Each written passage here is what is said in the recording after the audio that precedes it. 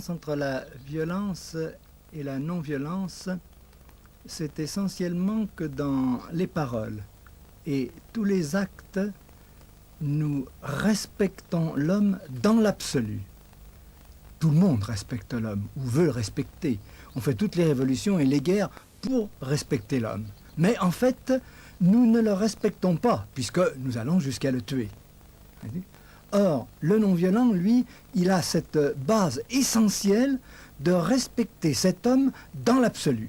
Ce qui n'empêche pas que cette non-violence, elle est obligatoirement active, parce que devant le mensonge, il ne peut pas se taire, il va dire la vérité. Elle est active, elle est dynamique, c'est-à-dire qu'en même temps qu'il voit l'injustice, il va essayer de voir comment on peut supprimer cette injustice sans supprimer l'homme, sans manquer de respect à l'homme. Elle est agressive, puisque immédiatement que l'injustice est devant lui, immédiatement il attaque l'injustice. Pas l'homme, l'injustice. Et elle est créatrice de vie parce que, à travers tous ces moyens que va développer le non-violent pour attaquer l'injustice, il va créer des vies nouvelles et des vies qui respectent l'homme. Et enfin, elle est rédemptrice. Ça veut dire quoi? Rédempteur, ça veut dire qui paye pour l'autre, comme le Christ a payé pour nous. Autrement dit, il prend sur lui une partie du mal, parfois tout le mal, pour que l'autre en soit libéré et arrive à voir de l'homme une autre image que l'image qu'il se faisait. Et pour cette image-là, il l'a identifiée au mal qu'il croyait qu'il fait ou qu'il fait. Et alors il va détruire l'homme pour détruire le mal. C'est la catastrophe. À partir du moment où je décide de respecter l'homme jusqu'au bout, à partir du moment où je rencontre une injustice et que je l'attaque, à partir de ce moment-là, je peux dire que je suis devenu non-violent, si j'en paye les conséquences. Si tu en payes les conséquences et que tu es prêt à porter sur toi le mal de l'autre. Tu vois? Et c'est ça essentiellement. On peut dire que Dieu, n'est-ce pas, n'a pas sacrifié l'homme pour Dieu, il a sacrifié Dieu, Jésus-Christ, pour l'homme. Il a fait payer à lui, pour ainsi dire, tout le mal que l'homme fait. Il a reçu tout le mal que l'homme fait. Et il ne l'a pas rendu.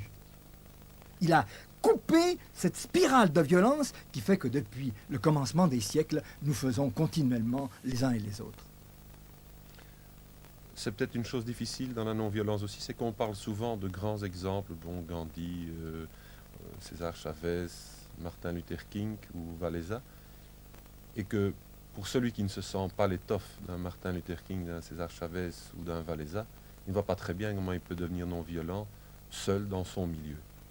Je dois dire quand même que l'ère Walesa, pour ne pas parler d'un autre, c'était un mécanicien, un électricien, c'était un ouvrier.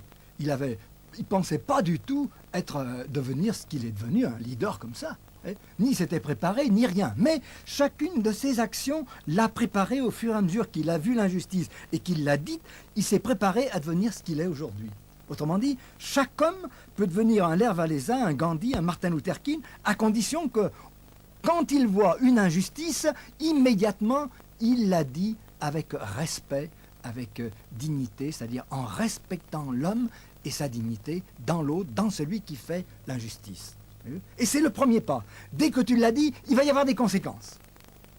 La manière dont tu vas recevoir ces conséquences, c'est essentiellement ça qui va ouvrir la conscience. Peut-être pas tout de suite de celui qui fait l'injustice, mais de tous les autres.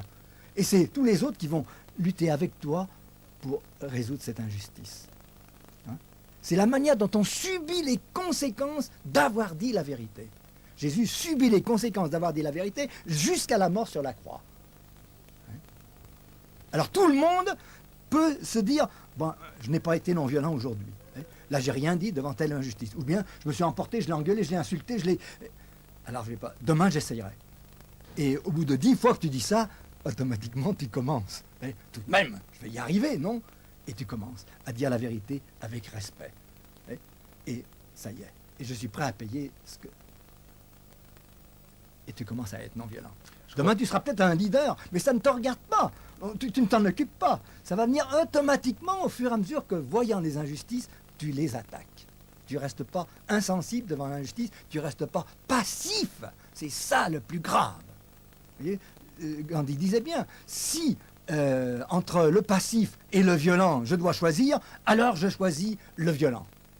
Ce qu'on ne dit jamais, c'est que la fin de la phrase, mais être un homme, c'est être un non-violent. Je crois que n'importe quel homme ne peut pas s'attaquer à n'importe quelle injustice. Je me dis, chacun doit reconnaître l'injustice à laquelle il est capable de s'attaquer. Ah Et oui. comment mesurer, en quelque sorte, tu me diras, je rencontre chaque jour des injustices et qui me dépassent totalement. Et surtout si je suis intellectuel, je vois les injustices sur une échelle nationale ou mondiale. Je pense que tous nous subissons au moins 10 injustices.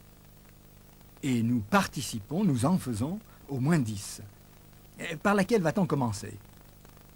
Est-ce qu'on doit commencer par la plus criante, la plus... Je ne sais pas. Je dirais que... Je serais tenté de dire qu'on doit commencer par la plus petite injustice. Car souvent, la petite injustice, c'est une loi juste, ou dans la pensée des hommes, et qu'on ne respecte pas par paresse, par manque de courage, mais qui est toute simple. Et c'est cette injustice-là qu'il faut attaquer. Pourquoi? Parce que je ne suis pas non-violent, parce que je ne connais pas les chemins, les méthodes, parce que j'ai des réactions que je ne sais pas encore maîtriser. Si je prends une grande injustice, alors j'y arriverai pas. Mais si je prends une petite injustice et qui justement correspond à une loi juste qui est dans la Constitution, qui est dans le cœur des hommes, dans l'esprit des hommes, alors tout le monde va dire, ben oui, c'est ça qu'il faut faire. On n'a pas le courage et c'est ça qu'on devrait faire. Et automatiquement, nous allons vaincre facilement cette petite injustice. Et surtout, parce que quand on commence, il nous faut avoir quelques victoires. Il nous faut, pour pouvoir y croire. Alors, doublement, il faut commencer par une petite injustice. Et au fur et à mesure que nous allons grandir en « Ah oui, on voit clair, ah oui, c'est comme ça, oui, c'est comme ça qu'il faut faire, oui, il y a ça, il y a ça, il y a ça », alors on peut attaquer une plus forte, et puis une plus forte. Et à un moment donné, alors on essaye de résoudre une injustice que tout le monde connaît, tout le monde rouspète, tout le monde râle, personne ne fait rien. Mais comme tout le monde la connaît, alors on va commencer à dire, vous voyez, voilà comment il faut faire. Il faut d'abord le dire, et puis, et on monte graduellement dans toutes les actions non violentes. Dire la vérité, dénoncer l'injustice, attaquer, ouvrir, éveiller les consciences endormies et responsables. Deuxièmement, refuser d'y participer, refuser de participer au mensonge, ne serait-ce que par le silence complice, c'est-à-dire en disant la vérité. Refuser de participer à l'injustice, aux privilèges, tous les privilèges sont des injustices. Refuser tout ça. Voyez-vous ? Et troisièmement, être prêt à payer la facture. C'est les 3 degrés de... Mais au fur et à mesure que nous allons commencer, alors va se poser un problème. Je dis la vérité devant un mensonge. C'est une personnalité assez forte. Eh bien, elle va me regarder de travers. Elle va dire, mais comment il a osé devant tout le monde dire ça? Comment, etc. Je vais perdre à ses yeux un prestige, peut-être une amitié. Est-ce que je suis prêt à perdre ça? Non? Bon, alors, prépare-moi. Je vais me préparer. Jusqu'au jour où je vais être prêt. Alors, je suis prêt à perdre mon prestige. Je suis prêt à perdre une amitié. Bon, alors je m'engage et je vais perdre ça. Ou je risque de le perdre. C'est pas sûr. Peut-être il va se convertir, peut-être il va comprendre. Mais je risque de le perdre. Je suis plus fort. Je suis prêt à confronter la police. Je suis prêt à recevoir des coups. Bon, alors je vais m'engager dans une action qui... je risque de recevoir des coups. Je suis prêt à aller en prison. Bon, alors je vais pouvoir prendre une action dans laquelle je serai prêt à aller en prison. Tu vois, nous devons mesurer nos forces. Et au fur et à mesure que nous grandissons, alors continuer ce grandissement. Essayez de ne pas nous arrêter. Nous ne pouvons pas, c'est pas possible. Alors demandez aux autres qu'ils nous aident. Voyez-vous ? Je crois, tu attaques souvent les intellectuels. Je crois que tu as bien connu Pérez Esquivel, qui est un intellectuel. Est-ce que tu peux décrire un peu comment lui s'est engagé dans cette non-violence? Comment ça a commencé pour lui? Oui, bien sûr, c'était un intellectuel. Il a fait ses études, mais il les a fait à la force du poignet. Il a été élevé par sa grand-mère et ça a été très très dur pour lui de faire ses études. C'est donc un homme qui a connu la misère, la pauvreté, qui était du peuple. Et à partir de là, voyez, c'est une autre dimension que celui qui rentre à l'école, puis au collège, puis à l'université, et que les parents peuvent entretenir dans les études. C'est tout à fait autre chose lorsque il vous faut travailler pour pouvoir faire vos études.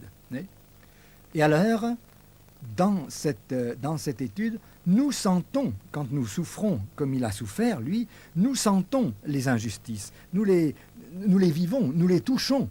Et alors nous sommes plus sensibles. Et voilà que ce travail d'intellectuel qu'il a fait, toutes ces recherches, ces découvertes, ces études, il les faisait avec cette sensibilité de celui qui souffre l'injustice. Alors il est pleinement ouvert. Et alors il a fait ses études pour aider justement le peuple, avec le peuple, dans le peuple. Il ne s'est pas penché sur le peuple pour le sauver, mais il le vivait, il était ce peuple. Ça change tout. Voyez-vous ? Souvent je dis aux intellectuels, si vous voulez vraiment servir le peuple, il faut vous identifier au peuple. Alors, ils veulent bien s'identifier, mais ils se penchent dessus du haut de leur savoir ou du haut de leur petite richesse, de leur petite vie. Alors, c'est tout à fait autre chose. Non, lui, Adolfo Pérez Esquivel, il est venu du peuple, voyez-vous. Il a travaillé pour faire ses études. Il a souffert, énormément souffert. Et il a continué, puisque vous avez vu, il a été mis en prison 2 ans après qu'il était secrétaire de Servicio, c'est-à-dire du mouvement de coordination de toute l'action non violente en Amérique latine. Qu'est-ce qui a changé pour lui à partir du moment où il a découvert la non-violence? Je ne sais pas si on peut dire que ça a changé beaucoup. La non-violence, il a senti le respect de l'homme très très jeune, puisque lui-même en a souffert, voyez-vous. Et je crois que la non-violence, elle commence au moment où on sent ce manque de respect à la personne humaine, voyez-vous. Au moment où on sent que l'homme est détruit, il est diminué. À partir du moment où on le sent, devant ce que l'on sent, qu'est-ce que je vais faire? Je laisse faire? Passivité. Complicité. Ou bien je m'engage pour que cesse cette injustice ou cet écrasement de l'homme. Tant qu'on n'a rien fait, on n'est pas non-violent. Même si on croit qu'on est non-violent. Tant qu'on n'a rien fait, on n'est pas non-violent. On est pour le statu quo qui est violent et on soutient le statu quo qui est violent. Donc on est violent. Si on ne fait rien devant l'injustice, on est violent, pas non-violent. Donc il faut tout de suite agir. Agir comment ? Il n'y a pas 36 moyens, il n'y en a qu'un. Premièrement, voir si on ne participe pas à cette injustice, d'une manière ou d'une autre. Et refuser d'y participer. Et deuxièmement, commencer à dire cette injustice. D'abord à ceux qui la subissent et à ceux qui la font. Pour qu'il y ait une injustice, il faut 2 groupes d'hommes, un groupe qui fait l'injustice, consciemment ou inconsciemment, et un groupe qui subit l'injustice, qui souffre l'injustice, ou qui est obligé d'y participer pour pouvoir manger. Dès qu'on voit la structure de l'injustice, on comprend ce qu'il faut faire. Il faut refuser d'y participer. Qu'on soit dans le premier groupe qui le fait, ou dans celui qui le subit, il faut refuser de participer à cette structure. C'est assez difficile pour ceux qui en bénéficient. Souvent, quand on bénéficie de l'injustice, on ne la voit pas. Mais celui qui la subit, lui, il la voit, il est bien obligé, il en souffre. Alors il va voir comment, ensemble, nous allons refuser d'y participer. Dès que nous refusons à une loi injuste, à un ordre injuste, dès que nous désobéissons, immédiatement cette loi ou cet ordre s'écroule, il n'a plus aucune force. Ce qui fait la force de toutes les lois injustes et de tous les ordres injustes, c'est parce que nous obéissons d'une manière passive. Nous sommes donc complices. Elle s'appuie sur nous. Si nous refusons ce pilier à l'injustice, alors il s'écroule. Il ne peut pas tenir tout seul. C'est impossible. Jean Gosse est né en 1912 à Lyon, 2e d'une famille de 5 enfants. Il a connu une enfance difficile car sa famille est ruinée pendant la Première Guerre. Ils traverseront toute la France à la recherche de travail avant de se fixer à Arcueil, à Paris. C'est la mère de Jean qui, par une foi vive et ardente, une profonde confiance dans la vie, porte la famille à travers ces années de pauvreté et de souffrance. Jean lui restera très lié jusqu'à sa mort en 1984. À 13 ans, il quitte l'école. Manœuvre, il accepte les travaux les plus sales. À 15 ans, il est syndicaliste. À 28 ans, La guerre le trouve sans aucune préparation politique. Il part comme maréchal des logis. Son régiment est sacrifié pour abriter le retrait de l'armée française vers Dunkerque. Il tue jour et nuit sans arrêt. Je tue des ouvriers comme moi, des paysans, des pères de famille, le peuple. Je trahis mon idéal de syndicaliste. Je suis décoré, je suis un héros, mais je suis écrasé. C'est dans ce désespoir que durant la nuit de Pâques 1940, juste avant d'être fait prisonnier par les Allemands, Jean rencontre Dieu et reçoit toute la lumière. Je ne connaissais rien du tout. J'ai découvert la non-violence sans le savoir. J'ai vu le Christ, et c'est à partir du Christ que j'ai dit, il a respecté l'homme dans l'absolu, il faut le respecter dans l'absolu. Et c'est là que tout a commencé. Et par rapport à ce début, qu'est-ce que tu dirais surtout que tu as découvert de plus fort? Je crois que tu as eu une expérience extraordinaire au début. Très forte. Une expérience extraordinaire et rapide, puisque ça s'est passé en une nuit. Tout ce que je fais et dis depuis ce moment, je l'ai reçu dans cette nuit. C'est-à-dire sans effort de ma part, sans connaissance de ma part, sans recherche. Ça m'a été donné comme ça, comme un paquet. C'est incroyable.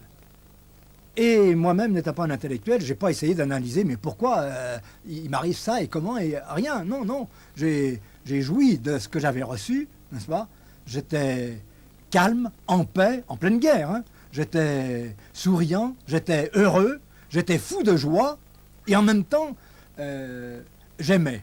Quand je dis j'aimais, je veux dire que avant j'aimais ma mère, mes frères et sœurs, mon père, mes amis, etc., etc. Mais là, j'aimais tous les hommes, y compris les hommes que j'avais tués, y compris les Allemands qui étaient en face. Alors ça aurait pu, un intellectuel, aurait dit, mais qu'est-ce qui passe en moi? Mais non, moi j'ai trouvé ça tout à fait naturel, j'étais heureux comme un roi, et je me suis jeté là-dedans avec une joie folle. Mais il faut dire que j'avais découvert un homme, le Christ. Et cet homme avait un nom spécial. Amour. Pas n'importe quel amour, pas un amour sentimental et romantique, mais comme je l'ai dit tout à l'heure, un amour actif, dynamique, agressif contre le mal et l'injustice, jamais contre l'homme. Un amour créateur de vie sur tous les plans, c'est-à-dire qui donne à l'homme toute sa dimension humaine et divine, et enfin un amour rédempteur, c'est-à-dire qui vivifie, qui ressuscite, rédempteur, c'est-à-dire qui paye pour l'autre, pour que l'autre découvre. Et c'est cet amour-là, voyez-vous, qui était pour moi un amour obligatoirement non violent, c'est-à-dire qui respecte l'homme dans toutes ses dimensions. Et c'est ça qui m'a le plus bouleversé, c'est de découvrir à travers cet amour, à travers cette non-violence, ce qu'était Dieu. Pour moi, c'était confus, je ne savais pas, et je ne cherchais pas à savoir, ce n'était pas une question qui m'importait. Et là, j'ai compris que c'était tout, absolument tout. Le Christ, c'est tout. Et quand je dis tout, je veux dire que je ne pense à rien d'autre. Je ne désire rien d'autre que lui. Il est pour moi une personne. Il est pour moi un ami. Il est pour moi un frère, un père. Il est Dieu. Il est tout. Et il est tous les hommes. Et il est dans tous les hommes. Il est dans toute la création. Il est dans tout ce qui existe. Il est là présent, continuellement, son oreille sur mes lèvres. Et je le trahis sans cesse, et je le rejette, et je suis incapable de le suivre, de faire ce qu'il me demande. Mais sans cesse, il me reprend. Sans cesse, je le retrouve. Sans cesse, je lui demande pardon. Et je recommence à essayer d'être ce qu'il veut que je sois. Il m'aime. Et c'est si fort que je ne peux pas l'exprimer. J'essaye de le dire partout, quand je parle, quand je vis, mais je n'y arrive pas. C'est tellement plus fort que cela, c'est tellement plus grand que cela, c'est tellement plus profond que cela. Le Christ, pour moi, c'est la vie. Pour moi, c'est l'amour. Pour moi, c'est la vérité. Et depuis 40 ans que je l'ai rencontré, oh, sans rien voir, sans rien entendre, c'est une force qui m'a envahi si fort que il me semble que j'étais dans un autre corps, j'étais dans une autre ambiance, j'étais dans une autre région, j'étais sur une autre planète. Je ne sais pas ce qui s'est passé en moi. C'était délicieux. C'est toujours délicieux. Je suis fou de joie de ce Jésus, de ce Christ, de ce Dieu qui nous aime à en mourir. Et pas il y a 2000 ans, mais aujourd'hui, maintenant. Il nous aime si fort que si les hommes savaient comme il les aime, tous, j'en suis sûr, l'aimeraient et aimeraient leurs frères dans lesquels il est et qu'il aime comme il m'aime, à en mourir d'amour sur la croix. J'aime, et pourtant, c'est pas vrai. Je n'aime pas, je ne sais pas aimer. Je me rappelle un camarade en captivité me disait « Mais Jean, pourquoi est-ce que tu m'aimes ainsi ?» Je la regarde et je dis « Mais non, je ne t'aime pas, ce n'est pas vrai. Je ne sais pas aimer. L'amour, on ne sait pas ce que c'est. » Et j'ai compris seulement que c'était lui qui l'aimait à travers moi. Lui, le Christ. Et c'est aussi lui qui fait tout à travers moi. Souvent on me remercie et je n'ai rien fait. C'est lui qui a tout fait. Pour le retrouver, c'est très simple. Je pense à quelqu'un qui m'aime, moi, comme si j'étais seul au monde. Parce qu'il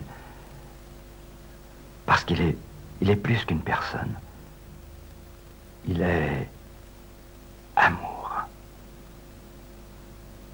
Et cet amour, je crois que nous ne le connaissons pas, même pas moi. Personne ne le connaît.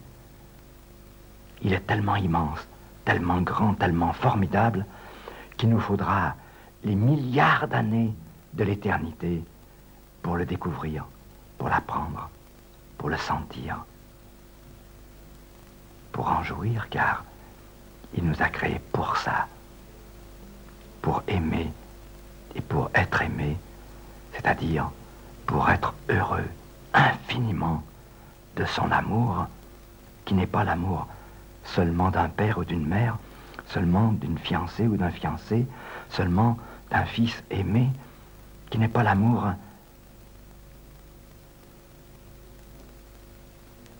d'un Dieu homme, d'un Dieu comme on se fait une image, mais qui est un amour qui est tout, qui comprend tout, qui englobe tout, qui sait tout, qui voit tout, et que nous partageons déjà dans chacun de nos amours humains. Un amour qui nous rend libres, un amour qui nous rend créateurs, un amour qui nous rend rédempteurs. C'est un peu lui qui passe à travers nous. Il est nous-mêmes. Il est avec nous. C'est merveilleux. C'est incompréhensible. Si on savait. Si on savait, on aimerait. On aimerait tous les hommes, sans exception. Les amis et les ennemis, ceux qui pensent comme nous et ceux qui nous contredisent, ceux qui nous aiment et ceux qui nous haïssent. Si on savait ce qu'est l'amour, c'est-à-dire ce qu'est Dieu, on serait heureux, un peu comme on le sera près de lui, pour toujours. Après avoir découvert le Christ, avoir pressenti Dieu, tu as découvert l'Église. Ah, là, c'est un gros problème. C'est un gros problème. Oui, quand je suis rentré de captivité et que j'ai vu que ce Christ que j'avais découvert là en captivité, des hommes le connaissaient, des hommes professaient son évangile, le prêchaient, et que ces hommes avaient tué avec moi, autour de moi, qu'ils étaient dans tous les pays du monde, qu'ils se faisaient la guerre, qu'ils s'entretuaient. Ah, j'étais fou. Il m'a fallu longtemps pour comprendre que cette communauté humaine, cette Église, c'était d'abord et avant tout, elle s'appelait Église parce qu'elle était réunie pour le Christ, dans le Christ, par le Christ. Et que c'était le Christ, en fait, qui était l'Église, avec nous, avec Jean Gosse. Jean Gosse et toute sa merde, tout son péché, toute sa lâcheté. Et tous les hommes, pareil, depuis moi, jusqu'au pape et jusqu'à tous les papes de l'Église, nous sommes pécheurs. Et nous confondons souvent l'Église, qui est le Christ, le corps mystique du Christ, c'est-à-dire toute sa grâce dans tous les hommes, avec l'homme d'Église, qui est un pauvre homme. Et nous attaquons l'Église au lieu d'attaquer le mal que l'homme fait et de lui faire prendre conscience de ce mal, de cette trahison, à travers nos fautes, car moi aussi, Jean Gosse, je suis lâche. Moi aussi, je manque de respect à la personne humaine. Moi aussi, je manque d'amour. Moi aussi, je manque de non-violence, sans arrêt. Si à chaque instant, mes enfants, ma femme, mes amis, mes ennemis, me disaient pas « Eh gosse, c'est ça ta non-violence, c'est ça ton amour, c'est ça ton respect de la personne humaine », je ferais comme les autres. M'ayant demandé à tout le monde de m'aider à vivre cette non-violence d'amour du Christ, alors, quand les hommes font appel à ma conscience, ils le font avec respect. Et moi, au lieu de me mettre en colère, comme je l'ai demandé, je le reçois avec amour et joie. Et voilà que leur agressivité et la mienne, face à mon injustice ou face à mon manque de respect, elle tombe, elle dégringole. Aussi nous savions utiliser les autres de cette manière. Non pas en leur disant « soyez non-violents », non pas en leur disant « soyez pleins d'amour », mais en leur demandant de nous aider à être non-violents, à être pleins d'amour. Alors je crois que ce serait un pas immense pour toute la chrétienté, pour toute l'humanité. Jean, cette non-violence, tu la vis avec Hildegarde, ta femme, et vous avez deux tempéraments complètement différents. Toi, tu es un volcan, et elle, je crois, par son enfance et par son caractère, est plus angoissée, elle est aussi plus intellectuelle que toi, diras-tu. Mais... C'est vrai. Hein? Non seulement elle est plus intellectuelle que moi, mais comparé à elle, je suis un analphabète. Hein. J'ai quitté l'école, j'avais 10 ans et demi, 11 ans, et elle a eu tous ses doctorats, elle est même médaille d'or de l'université de Vienne, c'est-à-dire qu'elle conserve la médaille d'or jusqu'à sa mort. Et après sa mort, alors, un autre l'aura. Hein. Alors c'est vous dire que c'est les deux extrêmes. Hein. Bon, qu'est-ce qui vous aide tous les deux à vivre cette non-violence? Je me dis, vous vivez la même non-violence avec des tempéraments et une formation complètement différente. Je ne dis pas en général, mais très concrètement dans votre vie quotidienne. Une seule chose. Je crois que lorsqu'on s'aime bien, lorsqu'on a un véritable amour l'un pour l'autre, on se regarde, et il faut se regarder. Mais il ne faut pas laisser nos yeux l'un sur l'autre, parce que sans ça, on va découvrir la merde. Eh oui. Quand nous épousons quelqu'un, nous épousons une parcelle de l'humanité telle qu'elle est. Et elle est tellement pleine de péchés qu'il a fallu que le Christ meure sur la croix pour racheter toute cette masse immonde de péchés. Et quand nous allons nous marier, nous allons épouser une parcelle de cette humanité. Elle est comme toutes les autres parcelles. Alors il faut faire très attention. Je crois que si nous voulons conserver notre amour, il faut comprendre que lorsqu'on se marie et qu'on se croit au sommet de l'amour, on n'aime pas. Ce n'est pas vrai. C'est l'amour qui vous porte. Cela va durer 1 an, 2 ans, 3 ans, 5 ans, peut-être 10 ans. Un jour, il faudra porter notre amour, c'est-à-dire aimer si nous voulons. Nous connaîtrons notre femme, et nous connaîtrons notre mari, et nous le connaîtrons tel qu'il est, tel que Dieu le connaît, avec toutes ses imperfections. Or, c'est cet homme ou cette femme que Dieu aime à en mourir sur la croix. Et c'est ce qu'il me demande, de l'aimer comme lui nous a aimés. Pour ça, il n'y a qu'un seul moyen. Regarder ensemble dans la même direction. C'est-à-dire servir nos frères. Tout le mal, voyez-vous, vient d'une seule chose. Se servir. Le bien, c'est servir. Ou on sert, ou on se sert des autres pour se servir. Une fois qu'on a compris ça, c'est facile de se dire mutuellement, alors tu me connais, hein, je te connais, alors on s'aide. Hein, d'accord? Et tout commence. En 1958, Jean et Hildegarde, après leur mariage, s'établissent à Vienne et organisent les premiers contacts entre théologiens de l'Est et de l'Ouest, de réconciliation entre Polonais et Allemands. En 1962, Jean et Hildegarde sont à Rome. Ici, ils rencontrent le cardinal Beat pendant le Concile Vatican II. Avec des groupes de l'Arche, ils jeûnent et prient. Gaudium et Spes reconnaîtra l'action des non-violents. Avec Danilo Dolci, la conférence des bouddhistes pendant la guerre du Vietnam. Avec Pérez Esquivel et Don Fragoso pendant l'un des nombreux séjours en Amérique latine pour des séminaires de non-violence. Ici, le prix Nobel de la paix. Pérez Esquivel, Oslo, 1980. Avec Don Proagno, Jean Van Leer, Devi Prasad, la deuxième conférence continentale en Amérique latine. Avec l'abbé Luis Xirinax, devant les prisons de Barcelone pour lutter contre la torture et les emprisonnements pendant le régime de Franco. Ici, avec Jean Toula, Lanza del Vasto, Jacques de Bollardière, Jean-Marie Muller, Suzanne Moreau et François Mitterrand et Pierre Bérégovoy pendant le jeûne pour le Larzac.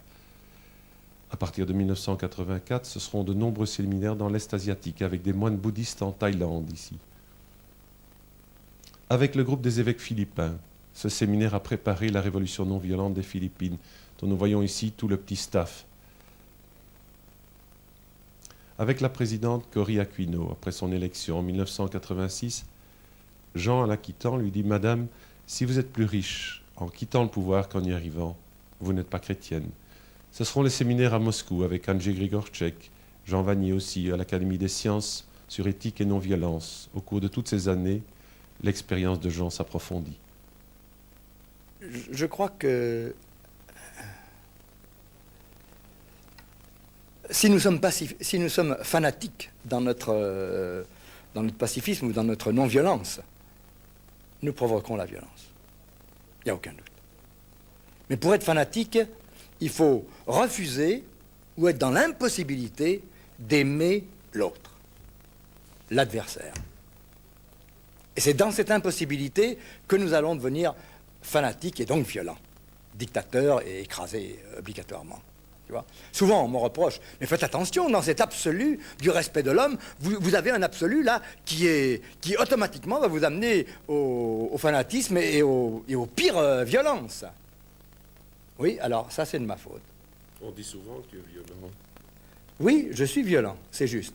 Moins que le Christ, parce que Jamais je n'ai dit aux hommes, race de vipères, bande d'hypocrites, sépulcre blanchi. Jamais j'ai dit ça. Et je crois que je le dirai jamais. Voyez-vous? Alors, pour que le Christ le dise, lui qui n'a jamais dit que la vérité, eh ben, il fallait que ça soit. Hein? Et si c'est ça, la violence, dire la vérité, alors je crois que le monde va bientôt être non violent. Hein? Mais la violence, c'est pas ça. La violence, c'est détruire l'autre. Et si on employait les mêmes mots que Jésus, eh bien, dans ce race de vipères, on l'écraserait, on le détruirait. Alors que lui, c'était un appel à sa conscience pour lui dire, mais enfin, rends-toi compte jusqu'où tu vas, n'est-ce pas? Tu es une vipère, tu es une... tu vois? C'est un appel à la conscience, tu vois? Alors que... on voit là une violence qui va aller jusqu'à tuer l'autre, je le comprends, mais je ne l'admets pas. Tu vois? Et je serai toujours violent. J'ai essayé maintes fois de m'enlever cette violence. Non, c'est plus fort que moi. Il n'y a rien à faire. Je garderai cette violence toute ma vie.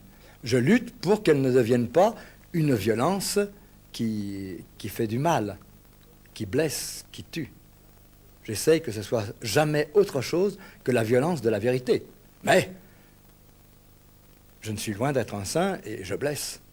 Et alors, je m'excuse et j'essaye de réparer les choses. Ce qui est facile avec ma femme, puisqu'avec sa petite voix douce, elle répare facilement tous les accros que fait son mari.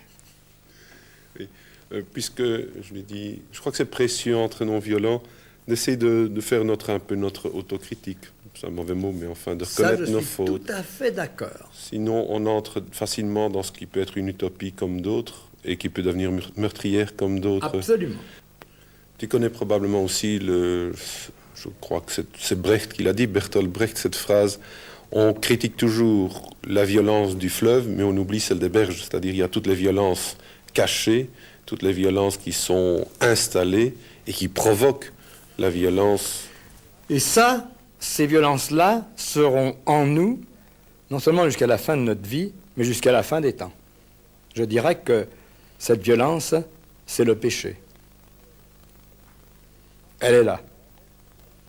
Et sans cesse, je dirais, elle fait appel à nous comme le péché. Le péché est la première violence. Le plus petit mensonge, c'est la première violence.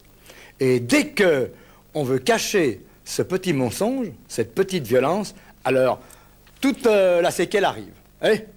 Et la violence va augmenter jusqu'à la destruction complète. Il n'y a rien à faire. Dès que nous sommes aperçus, que nous avons fait la moindre violence, si peut-être soit-elle, il faut nous en confesser.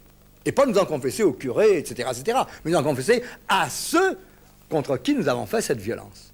Sans ça, nous ne deviendrons jamais non-violents. C'est impossible. Quand tu dis de ne pas se confesser au curé, c'est se confesser à Dieu. Non, Sinon... quand je dis ne pas se confesser seulement au curé, je dis qu'il faut absolument reconnaître notre faute et la réparer. J'ai blessé quelqu'un par ma violence verbale ou par un coup, ou en le volant, ou en commettant une injustice. J'ai blessé quelqu'un. Ça ne suffit pas de lui dire « Oui, je suis un salaud, ou de demander pardon. Mais non. Il faut réparer. Si tu n'as pas l'intention de réparer, et l'intention allant jusqu'à l'acte, eh bien, ni tu pourras devenir non-violent un jour, ni tu seras pardonné. Tout à l'heure, Même si le curé te donne l'absolution, oui. J'insiste. Parce qu'il faut la réparation. Alors, souvent, quand je vais dans un pays de dictature, on me dit ou on tue le dictateur, ou bien il fout le camp. Je dis, c'est tout. S'il fout le camp, on sera débarrassé et on pourra... Non, vous ne serez pas débarrassé. Le dictateur, il a volé pendant qu'il était là. Il faut qu'il rende au peuple ce qu'il a volé. Toutes nos banques des pays riches sont pleines du vol des pays pauvres par les dictateurs de toutes sortes. Il ne suffit pas de changer le gouvernement. Il faut absolument que... Et de ce fait, par là, si nous menons la lutte, nous attaquons la conscience de tous les banquiers qui acceptent l'argent du tiers-monde qui est volé au peuple. Et peut-être là, il y aurait une action non violente à faire très importante. Quand tu dis il y a deux hypothèses, moi j'en vois une troisième, ou bien il change. Ou bien, il se convertit parfaitement. Mais alors, s'il se convertit, il va rendre l'argent qu'il a volé, il va réparer le mal qu'il a fait, et il va servir au lieu de se servir. Tu as employé tout à l'heure aussi un mot qui, je pense, est étonnant, mais important, jusqu'à la fin des temps. Tu as dit, du péché, il y en aura jusqu'à la fin des temps. Alors je crois que c'est aussi un des dangers de la non-violence, de faire croire qu'on peut y arriver maintenant, et que l'horizon va se confondre avec ce que nous pourrons toucher. C'est-à-dire qu'on va maintenant faire advenir le royaume. Que ce soit aux Philippines, que ce soit en Inde, on va faire advenir le royaume. Ça va y être, ça va être la justice, et de s'arrêter en cours de route et de dire nous sommes capables. Je m'excuse. Non. Je crois que cette vision, qui est réelle, est surtout une vision intellectuelle. Le peuple n'a jamais cette vision. Vous pouvez demander au peuple, par exemple, des Philippines, et lui demander alors vous espérez que... Nous espérons seulement qu'il y aura un peu moins de violence, un peu moins de vol, un peu moins de mensonges. Ils n'espèrent pas le royaume des cieux sur la terre. C'est nous, les intellectuels. On fait la révolution pour qu'il y ait le paradis sur la terre. Allons donc. Allons donc. Lui, le peuple, il sait intrinsèquement qu'il n'y aura jamais le paradis sur la terre. Et il ne fait pas cette projection que nous faisons. On fait la révolution et après, c'est le paradis. On fait la guerre contre Hitler et après, une fois qu'il est tué, ça y est, c'est le paradis. Allons donc. Allons donc. C'est méconnaître la vérité, méconnaître l'homme, méconnaître les situations dans lesquelles continuellement nous sommes. Le Christ l'a dit, il y aura toujours parmi vous des riches et des pauvres. Il y aura toujours des guerres. Il y aura, etc., etc. Il l'a dit. Ce n'est pas un intellectuel, il l'a dit, simplement. Alors, peut-être, nous, dans la non-violence, il nous faut faire cet effort, de comprendre que nous avons à être non-violents tout le temps, même si nous n'avons pas de victoire. Il n'y a rien à faire à ça. La sainteté, il n'y en a qu'un qui est saint, c'est Dieu. Nous, on ne le saura jamais. Ce que je disais à un cardinal qui me disait, il faudrait que je sois saint alors. Bah oui, d'accord, il faudrait que tu sois saint, mais comme tu ne le sauras jamais, alors qu'est-ce qui va se passer? Mais comment je ne serai pas saint? Mais pourquoi vous dites ça? Parce qu'il n'y en a qu'un qui est saint, c'est le Christ. Nous, on essayera toujours, mais on n'y arrivera jamais. Et si parfois nous le sommes, à un moment donné, pour une action précise, pour une époque donnée de notre vie, on retombera dans notre merde, il n'y a rien à faire. Mais ça n'a pas d'importance. Le principal, c'est de le reconnaître, de nous confesser publiquement, parce que notre faute, elle est publique quand la violence atteint les peuples, et puis demander aux autres, aidez-moi à être un bon Philippin, à être un bon Français, à être un bon Jean Gosse. Aidez-moi. Moi, je ne peux pas y arriver tout seul. Mais aidez-moi, c'est-à-dire dites-le-moi lorsque je suis un salaud. Parce que lorsque nous demandons ça aux autres, de nous dire quand nous sommes des salauds, nous détruisons deux agressivités. Tu marches sur le pied de quelqu'un, tu lui as rien dit. Il retire son pied, il dit « Bougre de con, tu ne pouvais pas enlever tes pieds !» Tu vois qu'il te traite de bougre de con, tu vas dire « Mais imbécile, t'as qu'à pas mettre tes pieds sous les miens !» Les deux agressivités montent. Mais si tu lui dis « Dites-moi quand... il dit « Dis donc, tu m'as dit de... enlève ton pied, là, tu me fais mal. »« Ah oui, excuse-moi. » Les deux agressivités sont détruites. Quand est-ce que nous comprendrons ça? Seuls, nous ne pouvons pas devenir non-violents ou nous perfectionner. C'est impossible. Il nous faudra une volonté d'acier, comme personne ne l'a, alors racontez-moi pas d'histoire, mais avec les autres, qui nous soutiennent, qui nous aident, avec respect et amour, surtout si on leur a demandé. Oh là là là là là. On va avoir un autre regard sur soi-même et on va faire des pas de géants. Oui, c'est une des objections qu'on fait le plus souvent à la non-violence, que c'est irréaliste, utopique, idéaliste, et que c'est bien pour quelques saints, quelques témoins, quelques personnes d'exception, et qu'on n'y arrivera jamais. C'est une des choses qu'on dit le plus souvent à la non-violence, que nous ne prenons pas réellement la dimension du mal, c'est-à-dire que nous croyons qu'il y a moyen de le vaincre par la vérité, etc. C'est une des objections les plus fondamentales. Je reviens du Zaïre. Et comme dans tous les autres pays de dictature où j'ai été, qu'est-ce que j'ai vu? Un peuple prêt à recevoir ce message. Prêt! Même s'il il s'exprime violemment, même s'il fait encore quelques vacheries, quelques conneries, etc., etc., il est prêt à recevoir ce message. Il l'attend. C'est en lui. La violence, il l'a expérimentée depuis toujours dans son pays. Mais les autorités morales n'y croient pas. Alors comment voulez-vous qu'il la prêche? Comment voulez-vous qu'il la prêche? Et lui, le peuple, il n'y croit pas encore assez pour pouvoir se lancer au point de faire un changement national. Mais si des hommes y croient, c'est-à-dire croient dans l'homme, croient que l'homme peut se transformer, si les croyants croient que l'homme peut se transformer par la grâce du Christ, parce que le Christ, il est là, il est vivant. Combien de fois, quand je vais dans un pays de dictature et que je commence les premières conférences, on me dit, dites donc, vous venez nous prêcher la non-violence, mais vous ne savez pas qu'ils nous ont fait ça, ils nous ont fait ça, ils nous ont fait ça, ils nous ont massacrés, ils nous ont tués, ils ont... Devant ça, alors, vous parlez de la non-violence. Il faut essayer de rien faire. Vous voyez, toujours les mêmes questions. Hein? Si j'ai affaire à des curés, à des chrétiens, je leur dis, ça, toute cette merde-là, j'en ai plein la radio et la télévision en France. Les mass-médias nous en gargarisent sans arrêt. Je ne suis pas venu pour ça. Parlez-moi d'autre chose. Mais c'est notre pain quotidien, c'est pas vrai. Dieu, il existe, non? Vous y croyez? Alors dites-moi ce qu'il fait. Il travaille, hein? Si vous ne le voyez plus, alors c'est que vous n'avez plus la foi. Hein? Et alors petit à petit, on vient me raconter ce que Dieu a fait dans les hommes. Les plus simples, comme parfois ceux à quels on ne s'y attendrait pas. Hein? Ils travaillent partout. Alors le voir. Jamais il laisse un pays ou une situation sans témoin de lui et de son travail. Jamais. Mais, ou nous les mettons en prison, ou nous les tuons. Ou nous les condamnons. C'est un rêveur, c'est un imbécile. Le Seigneur a envoyé les témoins. Toujours. C'est à nous de les chercher, de les découvrir et de les faire sortir. Hein? Et de les utiliser pour nous transformer et changer la situation. Tu as parlé du mot peuple tout à l'heure à propos du Zaïre. Tu as dit le peuple est prêt.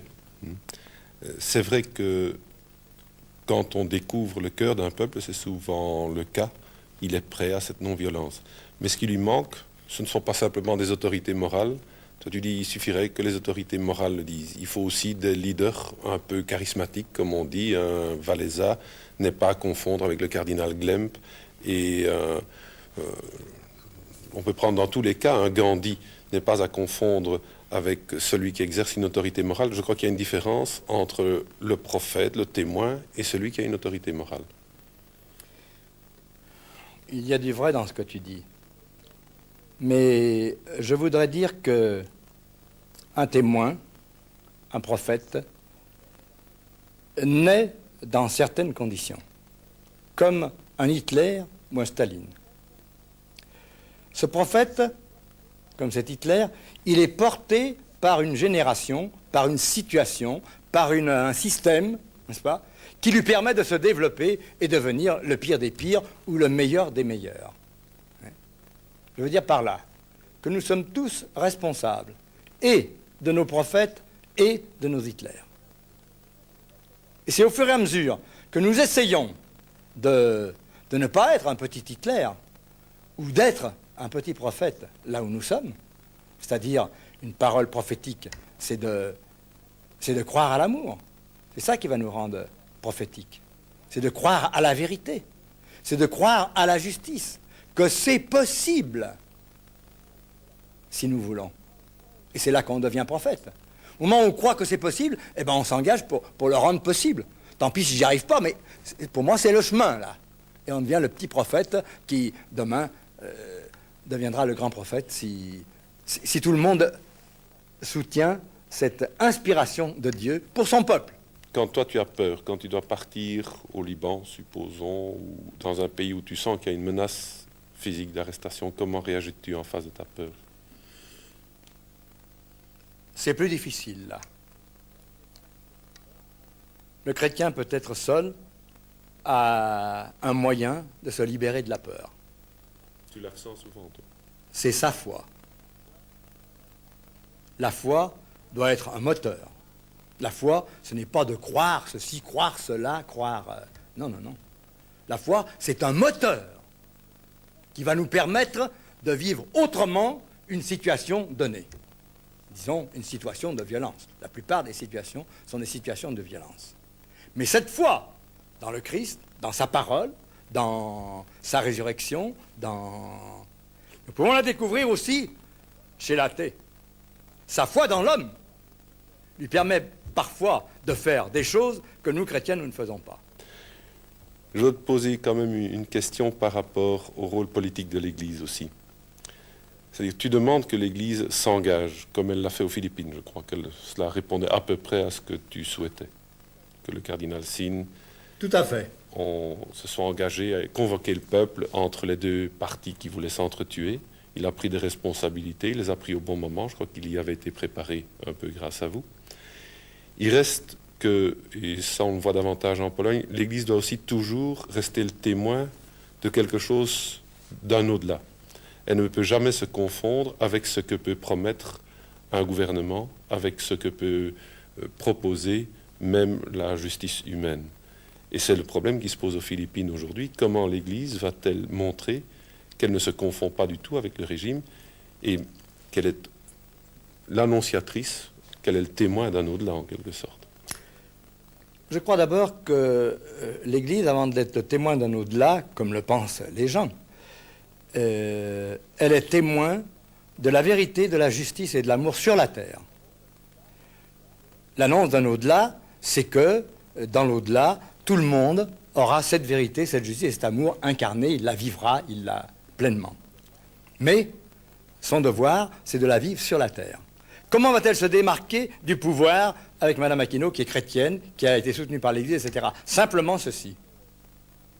Lorsque le gouvernement de Mme Aquino et Mme Aquino elle-même cédera à une pression d'injustice, de manque de respect à la personne humaine, de violence, elle devra le lui rappeler.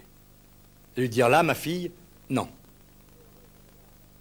Si j'étais heureux de voir l'Église s'engager aux Philippines, c'est parce que j'étais malheureux de voir que, par son silence, elle soutenait Marcos et toute la clique. Dans combien de dictatures, les autorités morales, par leur silence, soi-disant par amour, elles soutiennent le statu quo de la dictature, c'est-à-dire la violence. Alors comment c'est possible qu'on aille faire des remontrances à Ernesto Cardenal et puis qu'on n'en fasse pas à M. Marcos? Les deux fils de l'Église. Je crois que là, nous avons beaucoup encore à découvrir et à voir comment être vraiment l'Église du Christ dans les situations historiques et politiques. Oui. Tu as 2 enfants, 2 jumeaux. 2 jumeaux, oui. Je me dis, quand tu leur fais une remarque, c'est aussi au moment où tu crois qu'ils peuvent les accepter. Sinon, je suppose que tu en as avalé pas mal. En attendant, c'est peut-être la réponse à ta question. Pas tout à fait. Je pense que Marcos était là depuis 20 ans. Si en 20 ans, il faut attendre 20 ans pour faire une remontrance, je trouve que c'est un peu long. Dès le premier crime, on doit le lui dire. Et si le pouvoir justifie ce crime, il faut, étant donné la situation, faire ce crime. Alors faites attention. Hein. Si vous ne le condamnez pas, demain il recommencera. Hein. Parce que la situation ne va pas changer du jour au lendemain. Hein. Il va augmenter sans arrêt. Alors si vous avez le courage, dès la première infraction à la vérité, à la justice et à l'amour, le dire avec respect et amour, eh bien, ce sera plus facile après. Et non seulement ce sera plus facile, mais il acceptera plus facilement, le responsable ou le coupable, votre rappel à l'ordre. Mais si vous vous taisez au début, alors après, vous n'aurez plus le courage d'attaquer. C'est pas possible. Pourtant, tu disais tout à l'heure, si vous ne pouvez pas le faire aujourd'hui, faites-le demain. Oui, mais faites-le demain. Faites-le. Je crois que là, nous sommes bien d'accord. Faites-le demain. Pourquoi je ne le fais pas aujourd'hui? Parce que je n'ai pas le courage, parce que je n'ai pas assez de foi, parce que je n'ai pas assez prié, je n'ai pas jeûné, ou parce que lui n'est pas prêt. Ou parce que lui n'est pas prêt. Qui est-ce qui peut vous dire qu'il n'est pas prêt? Qui? Avec tes enfants, tu ne l'as jamais vécu?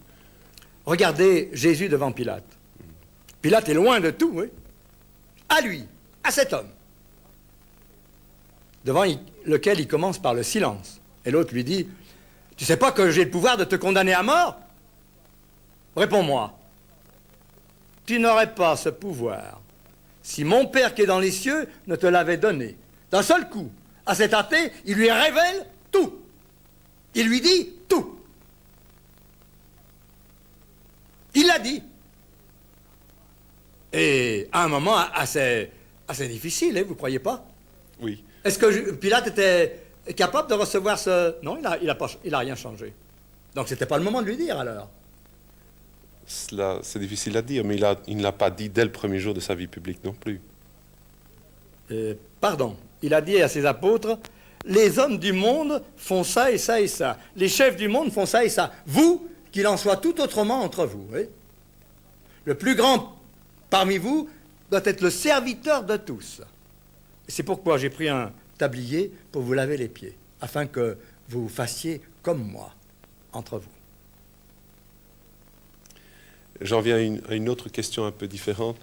Il y a, je crois aussi, une non-violence qui peut s'exercer à l'intérieur de l'Église, mais il me semble qu'elle doit être différente. On n'est pas non-violent vis-à-vis de sa mère, comme on l'est vis-à-vis d'un gouvernement, vis-à-vis de... Ça m'a toujours frappé chez toi, pour introduire la question, à la fois la dureté que tu as vis-à-vis de l'Église et qui parfois me choque, parce que tu as l'impression d'avoir rencontré Dieu sans passer par l'Église, et d'autre part l'amour et la docilité que tu as pour l'Église. Alors je crois que la non-violence la plus délicate, c'est celle qu'on vit et qu'on est parfois amené à vivre vis-à-vis de sa mère, vis-à-vis de l'Église. C'est tout à fait vrai ce que tu dis. Mais tu sais comment je vois l'Église? Pour moi, si j'aime l'Église, si je crois qu'elle est sainte et sacrée, c'est parce que pour moi, l'Église, c'est le Christ. Mais le Christ, avec Jean Gosse et toute sa merde, hein. Voilà ce que c'est que l'Église. Alors, je dois lutter contre tout cela, qui n'est ni l'amour, ni la vérité, ni la justice, mais qui est dans l'Église à cause que je suis dans l'Église.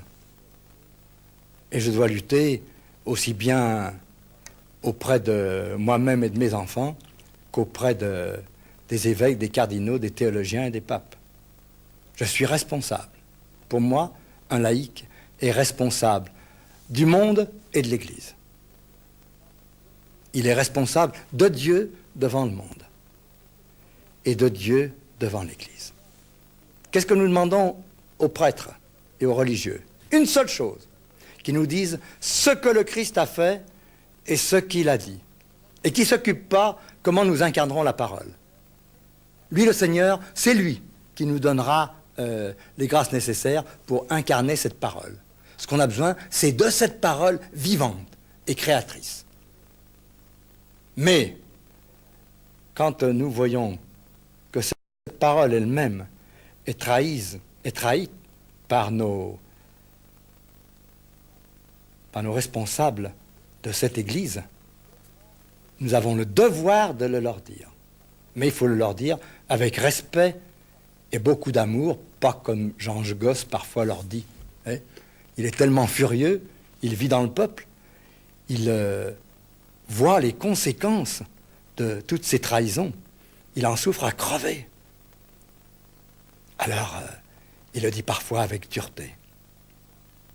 Mais au moins, depuis 20 ans, je demande pardon chaque fois que je crois avoir blessé quelqu'un. Car si je blesse, je ne suis pas non-violent. Mais c'est vrai aussi que je dis toujours que je ne suis pas non-violent. J'essaye de l'être comme j'essaye d'être chrétien. Peut-être j'y arriverai jamais.